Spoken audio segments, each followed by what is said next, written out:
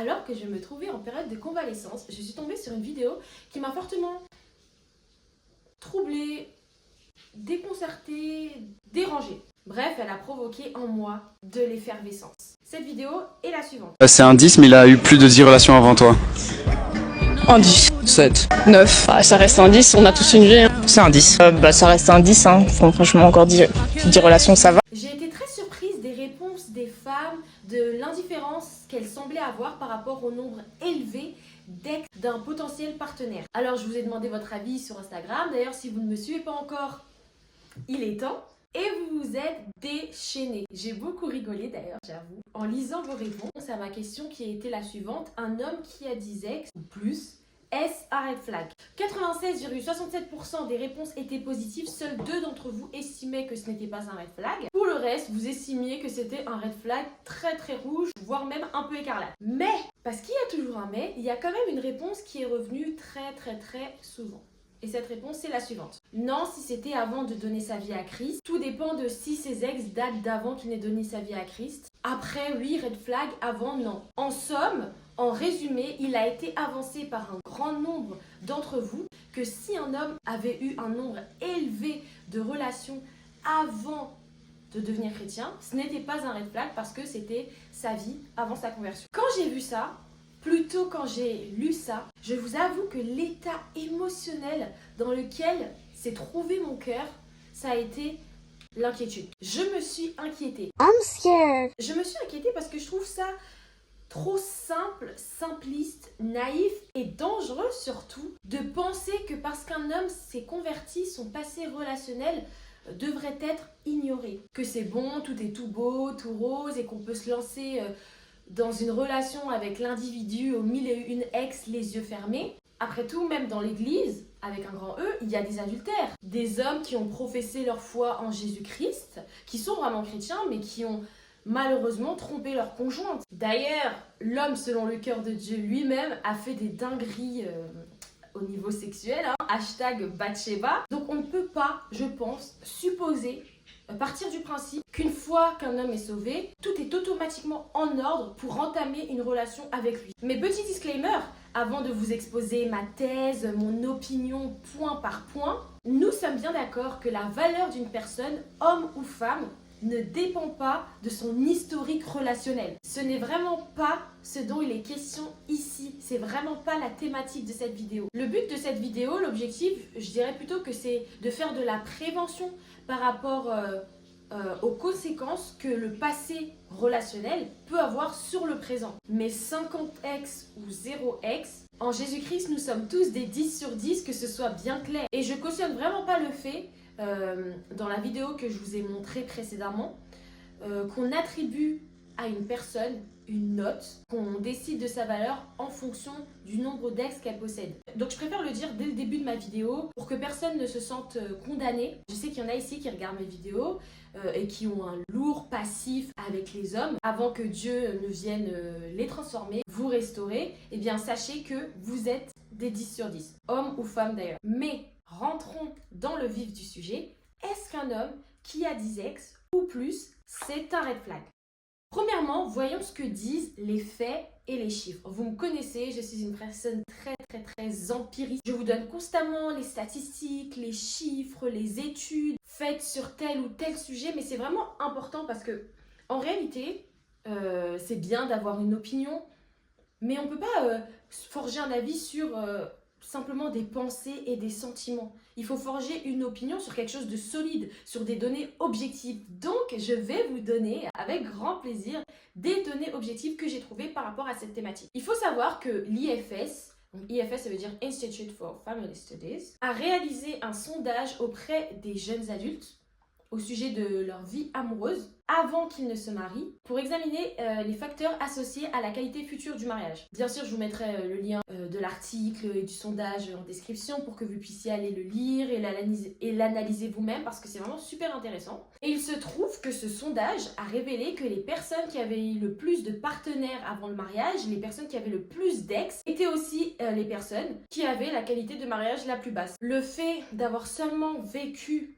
dans sa vie et eu des relations sexuelles avec son mari était associé à une meilleure qualité de vie conjugale. We found that having more sexual and cohabiting partners before marriage is associated with lower relationship quality once married. Après là, je précise, le sondage parle vraiment des ex avec qui on a eu des relations sexuelles. Et l'article de l'IFS qui relate ce sondage donne 4 raisons qui pourraient expliquer pourquoi avoir eu plus de partenaires, avoir de nombreux ex avant le mariage, pouvait donner lieu à une qualité de mariage ensuite plus basse. Il y a notamment le fait d'être habitué à casser, à break up, à se séparer en fait. Le fait d'être habitué à se séparer et à y survivre, ça fait qu'on va moins se battre pour sauver un mariage qui bat de l'aile. Parce qu'on a pris l'habitude quand en fait il y a des problèmes dans la relation de se séparer. Parce qu'on a 10 ex, ça veut dire qu'on s'est séparé 10 fois. Donc on a vraiment pris l'habitude, et contrairement à des personnes qui n'ont pas cette habitude et du coup qui vont avoir automatiquement le réflexe de se battre, il y a des personnes qui se disent de toute façon je me suis déjà séparée 10 fois, j'ai survécu, une fois de plus ça va pas me tuer quoi. Voilà, il y a peut-être moins de persévérance, de résilience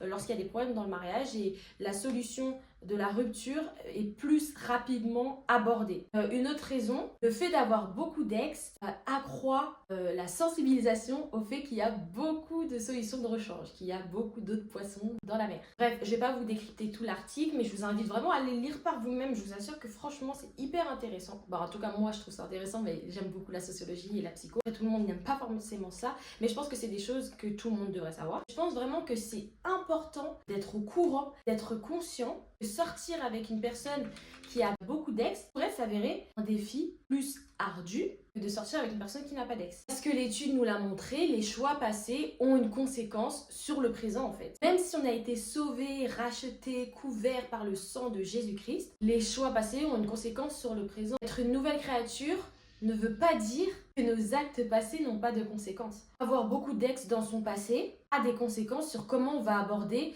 une relation romantique dans le présent. C'est un fait psychologique. Une autre étude menée par le psychologue social Roy Baumeister et le professeur de psychologie et de neurosciences Mark Larry a cherché à déceler une association entre la qualité d'une relation actuelle et l'attachement aux ex-partenaires. Et effectivement, plus il y avait du désir pour l'ex-partenaire, moins la qualité de la relation actuelle était bonne. Ça semble logique. Mais pourtant, dans leur article, ils disaient qu'il n'y avait pas beaucoup d'études qui avaient été faites à ce sujet et qu'on partait toujours du principe que le passé relationnel n'avait rien à voir avec le présent relationnel, mais qu'en fait, il y avait une association en fait entre les deux. Ce que je veux simplement dire, c'est que les sciences comportementales démontrent qu'il y a un lien entre le passé relationnel d'un individu et la qualité que pourrait avoir sa future relation et son mariage. Je pense qu'il faut se rendre compte de cela à 100%, en avoir conscience, et réaliser qu'on pourrait avoir plus de défis à surmonter si on se met en couple avec une personne qui a eu beaucoup de relations dans le passé que si on se mettait avec une personne qui n'avait pas d'ex ou qui en avait un ou deux. Donc peut-être que ce n'est pas un red flag, mais en tout cas c'est un flag à prendre en compte. Ce qui m'amène d'ailleurs à mon deuxième point. Dans mon sondage sur Instagram, il y a 2 réponses qui m'ont interpellée et ce sont les suivantes. L'une d'entre vous a répondu « pas possible, sorry » et une autre a dit « moi-même, à partir de 5, c'est chaud, 5 ex ». J'ai beaucoup aimé ces réponses, pourquoi ? Parce que je trouve qu'elles sont lucides sur soi-même. Ces filles-là savent que elles, personnellement, elles ne pourraient pas sortir, se marier avec un homme qui a 10 ex. Du moins un homme, même pas 10, qui a eu un grand nombre de relations avant elles. C'est tout mon deuxième point en fait. Aie conscience de ce que toi, tu peux supporter. Effectivement, il y a des cas, heureusement, où un homme qui a plus de 10 ex, aujourd'hui c'est plus un red flag parce que non seulement il a donné sa vie à Jésus, mais en plus il a travaillé sur les blessures émotionnelles qu'il faisait enchaîner les conquêtes. Bref, donc en soi, ce serait safe de s'engager dans une relation avec lui parce qu'il est complètement guéri, sanctifié, nettoyé à ce niveau-là. Et vous savez que vous ne pourrez pas faire abstraction de son passé. C'est pas forcé en fait. Il n'y a personne qui vous force. Soyez honnête avec vous-même, comme ces filles dans les commentaires, et passez votre chemin. On n'a pas toutes les épaules pour supporter les mêmes choses et c'est ok. Il y en a qui sont sensibles, voire il y en a qui sont hypersensibles, il y en a qui sont insecures, il y en a qui sont très jalouses, etc. Alors je suis pas en train de dire que c'est une bonne chose d'être insecure ou que c'est une bonne chose d'être jalouse. Mais ce que je suis en train de dire, par contre, c'est qu'il faut se connaître. Il faut se connaître soi-même. Si tu sais qu'un homme qui a un lourd passif relationnel, c'est trop pour ton cœur, Faut pas se forcer si c'est pour qu'après tous les 4 matins dans votre mariage, vous vous disputiez au sujet de ses ex. Il y a plusieurs études, encore les études, qui ont montré, notamment une étude faite par marriage.com. Dans les 10 choses pour lesquelles les couples se disputaient le plus, il y avait les ex. Alors il y avait aussi la sexualité, l'argent, la belle famille, les tâches ménagères, mais il y avait aussi les ex. Comme je l'ai dit au début de ma vidéo, quand on lui donne notre vie, Jésus-Christ efface nos transgressions, le compteur est remis à 0. Et vraiment, personne ne mérite dans son mariage d'être sans cesse accablé, condamné pour un péché que Jésus a déjà effacé depuis belle lurette. Et c'est très toxique comme attitude d'ailleurs. Donc si un homme est repentant de son passé trouble, mais que vous savez que vous n'arriverez pas à passer outre, ne vous mettez pas avec lui. D'ailleurs, c'est le moment maintenant de vous montrer la deuxième partie de la vidéo. 10, mais elle a eu plus de 10 relations dans sa vie. 0. 10 c'est beaucoup, hein. Ça devient 3. 0 là. Non merci. Dans les commentaires, c'était que des plaintes. Oui, les hommes sont misogynes. Moi, je regarde la vidéo et je suis pas du tout d'accord. On a le droit d'avoir des préférences. On a le droit d'avoir des préférences en fait. Bah ouais, logique. Encore une fois, je me répète, je suis pas d'accord avec le principe de noter une personne par rapport à son passif relationnel. Donc oui, je suis pas d'accord de dire qu'une femme qui a un 10 sur 10, c'est seulement un 4 sur 10 si elle a plus de 10 ex. Et pareil pour un homme d'ailleurs. Ça, je suis pas d'accord. Mais par contre, un homme a tout à fait le droit de dire qu'il préfère une femme qui n'a pas d'ex. Comme une femme a tout à fait le droit de dire qu'elle a préféré se marier avec un homme qui n'a pas d'ex. Elle a le droit de dire « je veux un homme qui a préservé son corps, qui a préservé son cœur et qui m'a réservé toutes ses premières fois ». Je vois pas le problème. On a le droit d'avoir des préférences. Surtout que ce sont des préférences inspirées de la Bible pour le coup. La Bible dit par exemple de ne pas réveiller l'amour avant l'heure. En général, quand on a 10 000 ex, c'est qu'on a quand même un peu réveillé l'amour avant l'heure. La Bible dit que la sexualité c'est pour le cadre du mariage. On a tout à fait le droit, homme comme femme, de vouloir se marier avec une personne qui a respecté les principes de la Bible. Je trouve les filles qu'on est dans une société d'hyper-tolérance où on nous dit qu'il faut tout accepter. Sinon ça veut dire que vous êtes coincés, que vous croyez meilleur que les autres et que vous les jugez. Et je trouve que dans cette vidéo, les hommes ils sont plus honnêtes que les femmes. Après peut-être que les femmes vraiment ça les dérange pas de sortir avec un homme qui a 10 000 relations dans le passé. Ça m'étonne quand même. Après il faut être à la hauteur de tes préférences. Si tu as 10 000 ex et que tu dis que tu veux qu'une femme qui a 0 ex. Ah mais si tu es un homme qui a jamais eu de relation par le passé et que tu veux une femme qui a jamais eu de relation par le passé, tu as le droit d'avoir tes préférences en fait. Je voulais vraiment vous le dire les filles, si vous voulez pas sortir avec un homme qui a un lourd passif relationnel parce que ça a des conséquences. Des fois, il y a même des liens qui sont tissés entre les personnes parce que avoir une relation sexuelle avec une personne, c'est s'unir avec elle, ce que dit la Bible. Donc des fois, il peut y avoir des liens, etc. Ça peut être compliqué. Enfin bref, vous avez le droit de pas vouloir ou même de pas pouvoir, entre guillemets, parce que vous supporterez pas, et d'avoir vos préférences. Vous avez le droit d'avoir vos standards. Vous avez le droit de dire, moi, je veux un homme qui n'a pas eu de relation avant moi, qui m'a attendu, entre guillemets. Ça fait pas de vous une femme qui juge, ça fait pas de vous une femme non tolérante. Je tenais quand même à le dire. Je tenais aussi à vous dire que les hommes qui attendent le mariage pour la sexualité, ça existe. Ça existe encore, il y en a plein. Et je pense que c'est important que je vous le dise parce qu'il y en a beaucoup qui se disent que de toute façon ça n'existe plus les hommes qui n'ont pas d'ex, parce que de toute façon ça n'existe plus les hommes qui n'ont pas couché avec d'autres filles avant le mariage. Si, ça existe. Ne sortez pas avec un homme par dépit en vous disant je sors avec lui parce qu'il n'y a pas mieux. Ne faites jamais ça. Enfin, voilà, c'était mon deuxième point, que le mariage c'est difficile, le mariage c'est un challenge de toute une vie. Si vous savez que vous ne pourrez pas passer outre le passé relationnel d'un homme, ne rendez pas le mariage plus difficile qu'il ne l'est déjà. Passez votre chemin. Vous trouverez quelqu'un d'autre et il trouvera quelqu'un d'autre. Mon troisième point, c'est qu'être sauvé, être converti ne veut pas dire être fiable au niveau relationnel. Et ça, c'est le piège dans lequel tombent beaucoup de mes chères sœurs en Christ. Et puis après, ça va aller pleurer et faire des TikTok en parlant du fameux goumin gospel. Encore une fois, les filles, dans vos réponses, vous êtes plusieurs à m'avoir dit s'il enchaînait les filles avant, mais que maintenant il s'est converti, c'est bon. Mais les filles, il y a beaucoup d'hommes chrétiens qui continuent à enchaîner les filles en fait. Il y a des hommes qui sont vraiment chrétiens, qui sont vraiment convertis, et qui sont encore faibles dans la chair. La sanctification, c'est un long chemin. Oui, en Christ, une nouvelle créature, mais on ne perd pas tous ces défauts de caractère du jour au lendemain. Hein. Vous-même qui regardez ma vidéo et qui êtes chrétienne, on est bien d'accord qu'il y a des péchés, des défauts, des vices de caractère, vous, sur lesquels vous travaillez encore. Peut-être que c'est le mensonge, la médisance, le vol, le manque de pudeur. Et il y a certains hommes, beaucoup d'hommes malheureusement, qui se sont convertis mais qui sont encore en combat contre l'impudicité, contre le fait d'enchaîner les relations. C'est pas parce qu'il y a le label chrétien sur son front que c'est forcément un homme fiable à dater, à épouser. C'est pas parce qu'il est converti que sa transformation est achevée en fait. C'est ça que j'essaie de dire tout simplement. Donc ne vous dites jamais, never, ok, il enchaînait les filles avant d'être chrétien, mais maintenant il s'est converti, c'est bon, let's go l'épouser. Non, non, non, non, non. Peut-être qu'il est toujours en processus. C'est pourquoi c'est important de connaître le passé d'une personne qui nous intéresse et surtout de le comprendre. Je vous donne un exemple. Si un homme enchaîner les relations, enchaîner avant d'être chrétien, parce qu'il avait un vide dans son cœur. Mais c'était un vide en forme de Dieu, un vide en forme de Jésus, un vide en forme de croix. Et une fois qu'il a donné sa vie à Jésus-Christ, ce vide, il a été comblé. Il y a fort à parier que le problème d'enchaîner les filles, il va être résolu d'un coup. Pourquoi ? Parce que cet enchaînement de filles, c'était pour combler un vide que Jésus est venu remplir. Donc il n'y a plus de vide, donc maintenant il ne va plus enchaîner les filles, il n'a plus besoin puisqu'il est rempli. Donc s'il se met en couple, ce sera vraiment pour du sérieux. Par contre, il peut y avoir un autre homme, pareil, qui a enchaîné les relations avant d'être chrétien. Pourquoi ? Parce que quand il était petit au collège, il s'est fait harceler. On le traitait de moche, voilà, de loser, etc.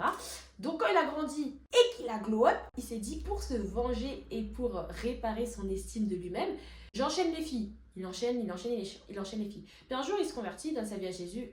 Mais les problèmes d'image, de soi, ça prend du temps à être résolu. Donc c'est-à-dire qu'il va donner sa vie à Jésus-Christ, mais il aura peut-être encore ce problème d'estime de soi. Parce que je suis sûre qu'il y a des personnes qui regardent ma vidéo, vous êtes chrétienne, vous êtes convertie, mais vous avez des problèmes d'estime de soi. Donc vous savez que c'est pas parce qu'on donne sa vie à Jésus-Christ que du jour au lendemain, le problème il part. C'est un processus. Donc du coup, malheureusement, ce garçon, il est possible que même après avoir donné sa vie à Jésus-Christ, comme il utilise les relations pour soigner son estime de soi et que son estime de soi n'est pas soignée même s'il a donné sa vie à Christ, en tout cas que c'est en cheminement mais que c'est pas terminé, il est fort à parier qu'il continue peut-être à enchaîner encore les relations pendant un petit moment. Vous voyez ce que je veux dire ? Selon une enquête menée par Ashley Madison sur un site de rencontres extra-conjugales, donc en gros un site pour faire des rencontres entre personnes déjà mariées, donc un site qui promouvoit l'adultère, 25% des personnes interrogées se sont identifiées comme chrétiennes, protestantes évangéliques, nées de nouveau, donc des personnes qui avaient donné leur vie à Jésus-Christ. Je ne sais pas si vous vous rendez compte de la dinguerie que je viens de vous dire, mais en gros, on a fait un sondage sur un site de rencontres extra-conjugales. On a demandé aux gens de se présenter leur profil et tout, leur âge, leur métier, leurs revenus, leur religion. Et dedans, dans toutes les personnes sur ce site inscrites, 25%, elles se considéraient comme des chrétiennes qui avaient donné leur vie à Jésus. What do you mean? What do you mean? La dinguerie. Bref, pour faire simple, tous les hommes chrétiens ne sont pas fiables à épouser. Et toutes les femmes chrétiennes ne sont pas fiables à épouser non plus. David, c'était l'homme selon le cœur de Dieu, mais pourtant, des dingueries, il en a fait. Alors, je l'ai déjà dit au début de la vidéo, mais je le redis, parce que c'était l'homme selon le cœur de Dieu, mais pourtant, dans la chair, il a été faible en fait. Si aujourd'hui, on me demande si tu devais épouser un homme dans la Bible, je dirais pas David, hein. Même si c'était l'homme selon le cœur de Dieu, non, moi je dirais peut-être Joseph, Osée, je dirais pas David. Voilà. Des hommes chrétiens, mais qui malheureusement, qui faillissent à leur foyer, qui faillissent à leur mariage et qui trompent. Des femmes chrétiennes aussi. Il y a des hommes qui sont chrétiens, qui sont convertis, mais qui sont pas stables émotionnellement en fait, qui savent pas ce qu'ils veulent et du coup qui enchaînent les relations. Il y a des hommes qui étaient des charros avant de devenir chrétiens et puis en devenant chrétiens, ils sont juste devenus des charros en Christ. Hein, voilà, ils ont juste rajouté en Christ derrière le mot charros. Alors bien sûr, quand on se convertit, Dieu nous change, mais il y a des changements qui prennent du temps, qui prennent des années, voire même qui prennent des décennies. Puis même quand on mourra, on sera jamais complètement arrivé à la perfection, donc ça veut dire qu'on mourra quand même toujours avec des défauts de caractère. On doit vraiment pas se dire, ok, un homme enchaînait les relations, mais maintenant qu'il s'est converti, c'est sûr et certain qu'il a changé sur ce point-là. Vraiment analyser pourquoi est-ce qu'il faisait ça dans le passé, est-ce que maintenant il a changé à ce niveau-là, est-ce que les blessures émotionnelles qui le faisaient se comporter de cette faççon sont guéries, etc. Enfin bref, il y a beaucoup d'éléments à prendre en compte. Ça, c'est en discutant avec la personne et en l'observant. Enfin, pour finir, nous arrivons à la fin de cette vidéo. Le fait qu'un homme ait 10 000 ex et que vous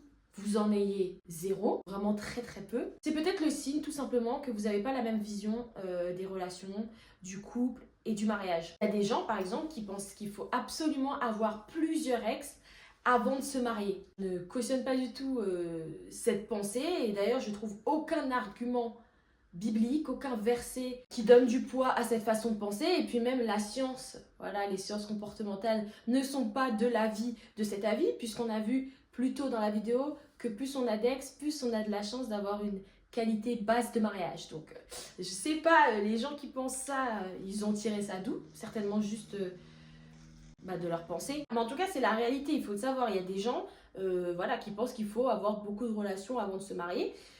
Et du coup, des fois, le grand passé, le lourd, entre guillemets, passé relationnel d'un homme, c'est pas un flag ni vert ni rouge. En fait, c'est juste un flag, un signe que vous n'êtes pas compatible au niveau de vos valeurs sur le couple, le mariage, les relations, etc. C'est ok, vous trouverez un autre homme qui sera compatible avec vos visions, surtout si votre vision est biblique, croyez-moi. Voilà, et c'est une fin de tournage. Je suis vraiment ravie de vous avoir retrouvé pour cette vidéo. J'espère qu'elle vous a plu ou du moins qu'elle vous a enseigné, voilà, apporté des nouvelles connaissances et que vous ressortirez de cette vidéo avec encore plus de données dans le cerveau. On se retrouve sur Instagram où je suis de retour et je suis très active puisque je poste littéralement tous les jours, que ce soit en story ou en réel. Donc n'hésitez pas à ajouter la Elikia TV et à très vite les copines. Bisous.